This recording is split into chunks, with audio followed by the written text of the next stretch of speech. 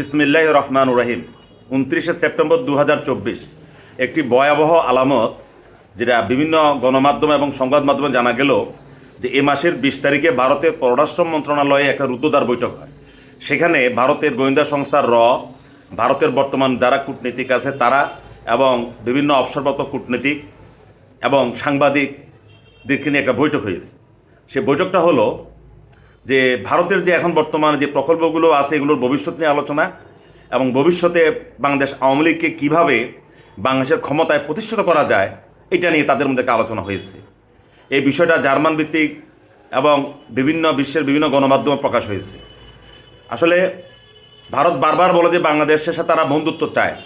বাংলাদেশে ইতিপূর্ব বিএনপি সহ বিভিন্ন রাজনৈতিক দলগুলো যারা আওয়ামী বিরোধী তারা সবাই বলেছিল যে ভারতকে যে আপনারা বাংলাদেশের মানুষের সাথে বন্ধুত্ব করেন, কিন্তু ভারত এই ক্ষেত্রে উদারতা দেখাতে ব্যর্থ হয়েছে।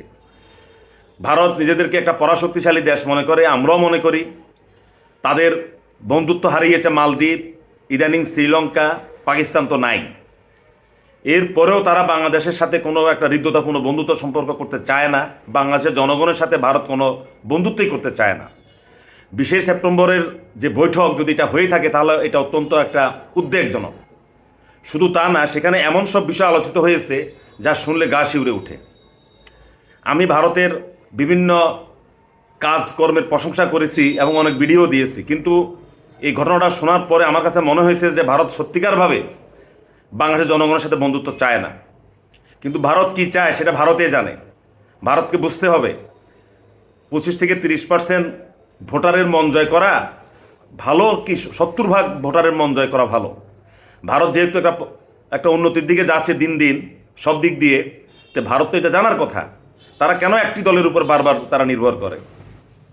ভারতের যে বর্তমান যে প্রকল্প আছে, বর্তমানে যে ইউনূস সরকার তাদের যারা উপদেষ্টা তারা বলেছে যে হ্যাঁ, যে সকল প্রকল্পগুলো এখনও চলমান আছে এই প্রকল্পগুলো তারা চালু রাখতে চায়। এবং পরবর্তীকালে যে ভারত বলতেছে যে আগামী 1-1.5 বছর পরে যদি নির্বাচন হয় বিএনপি সরকার গঠন করবে। এটা ভারত জানে, বাংলাদেশের জনগণ সবাই জানে। কিন্তু যখনই বাংলাদেশের মতো একটা গরিব দেশে কোনো একটা দল একক সংখ্যাগরিষ্ঠ নিয়ে সরকার গঠন করে, প্রথম 6 মাসে কিছু জনপ্রিয়তা হারায়। কারণ জনগণের যে পরিমাণ চাহিদা থাকে, যে পরিমাণ আশা থাকে, যে পরিমাণ আকাঙ্ক্ষা থাকে, সেটা কোনো সরকারে পূরণ করতে পারে না। ক্রমান্বয়ে 1 বছর 2 বছর 3 বছর পরে জনপ্রিয়তা কিছুটা ভাটা পড়ে, সেটা যে দলেই হোক। এবং তাদের মধ্যে এটাও সিদ্ধান্ত হয়েছে যে বিএনপি ক্ষমতায় আসার পরে যখন 1-1.5-2 বছর পরে যখন জনপ্রিয়তা একটু ভাটা পড়বে, জনগণ হয়তো বিভিন্ন বিষয়ে একটু রাস্তায় নেমে আসার চেষ্টা করবে, ঠিক তখন আওয়ামী লীগ রাস্তায় নামবে এবং আওয়ামী লীগকে ভারত সরকার বিভিন্ন কলা কৌশল এবং বুদ্ধি দিয়ে তাদেরকে সহযোগিতা করবে। মূল বিষয়টা তো এটাই। এবং শুধু তা না, আরও ভয়ানক অবস্থা, যেটা বাংলাদেশের বিভিন্ন বুদ্ধিজীবী বলতে শিক্ষক, যা শিল্পী, বিভিন্ন আমলা, তাদেরকে কিন্তু তারা ব্যবহার করবে। ওই যে গণজাগরণ মঞ্চ বা জনতার মঞ্চের মতন তারা এই ধরনের করার জন্য একটা প্রক্রিয়া করতেছে। ভারত যদি জনগণের সাথে বন্ধুত্ব করতে না চায়, শুধুমাত্র একটি দল আওয়ামী লীগের সাথে বন্ধুত্ব করতে চায়, তাহলে ভারত বারবার ব্যর্থ হবে। আমি মুক্তিযুদ্ধে ভারতের যে অবদান এটা আমি অবশ্যই স্মরণ করি, যেহেতু আমি আমার বাবা মার সাথে আমি ভারতের আশ্রয় শিবিরে ছিলাম। কিন্তু ভারত সরকার যদি এখন যে পরিকল্পনা নিয়েছেন, যেটা গণমাধ্যমে প্রকাশ হয়েছে, যদি এটা সত্যি হয়ে থাকে, তাহলে তো বাংলাদেশে এখন যারা আছে বর্তমান সরকার এবং আগামীতে যারা বিএনপি আছে তারাও সতর্ক হয়ে যাবে এবং এতে করে ভারতের সাথে সম্পর্কটা আরও বিনষ্ট হবে।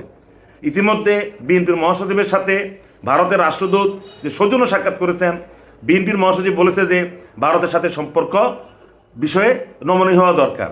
কিন্তু আজকে যে সংবাদটা ভারতের পররাষ্ট্র মন্ত্রণালয়ে এই মাসের 20 তারিখে যে সভা হয়েছে, সেই সভার ঘটনা যদি সত্যি হয়, তাহলে বিএনপির মহাসচিবকেও কিন্তু আগামী দিনে ভারত সম্পর্কে পুনরায় মূল্যায়ন করে বিবৃতি দিতে হবে। ধন্যবাদ সবাইকে।